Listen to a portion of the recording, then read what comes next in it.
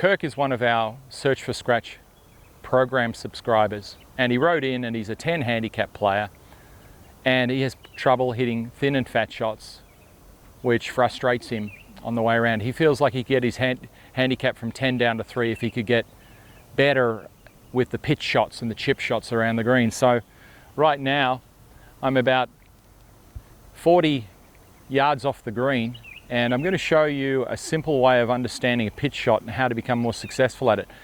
Kirk, I don't know, having not seen you swing, I'm not sure exactly what you're doing, but I've seen a lot of people that struggle with shots around the greens, particularly lower handicappers.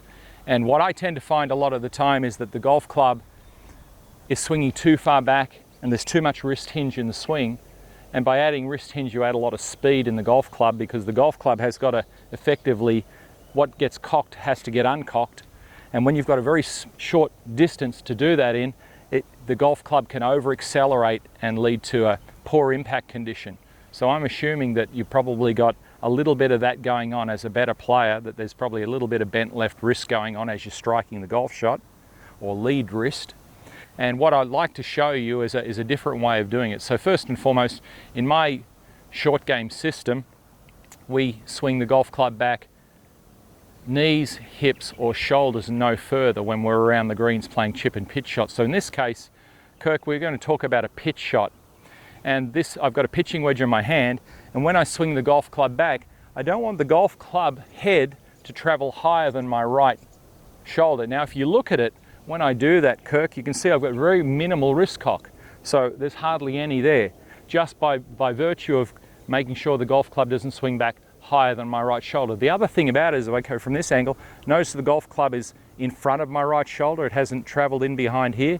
So if you get a combination of too much wrist cock in the club traveling too much behind your body and also a long way from the golf ball, you can set up all sorts of problems as the club releases itself back down to the ball. So we're not going to do that. We're going to go with a golf club that stays more in front. The wrists feel wooden or feel like they're not moving, and the golf club is going to travel from the right shoulder to the left shoulder. And the type of motion through the ball is more like a sweep motion. We're sweeping through here rather than snapping the club through at the bottom. Kind of looks like this, Kirk. So practice stroke. Ball's about middle of my stance. Scraping the ball off the top so I'm not jamming the club into the ground. Just going to land it just short of the green up there. Back to my shoulder. Through. Like that. Got a very small divot there. I've hit the ball first, Kirk. The key points there of the stroke was golf club travels as high as the right shoulder, travels through to here, doesn't travel higher than there. And when I came through, I just let my club and my chest move together, Kirk, like this. So at no time did I feel like the club was releasing this way at the bottom. Kirk, if you practice that, working on getting the golf club to travel no higher than your shoulder and keeping the club a little bit more in front of you here as you strike the ball, I'm sure your contact on your chip and pitch shots, and in particular here, the pitch shot, will be a lot better and you'll move yourself closer to that handicap that you want. Best of luck with it.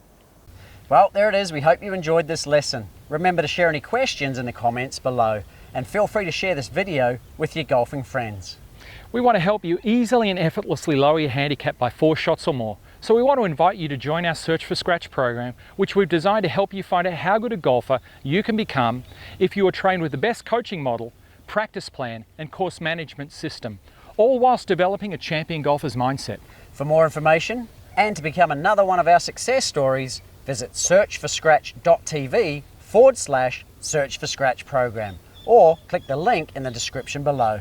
Thanks for watching, commenting and sharing this video, guys. We look forward to supporting your golf improvement in the Search for Scratch program.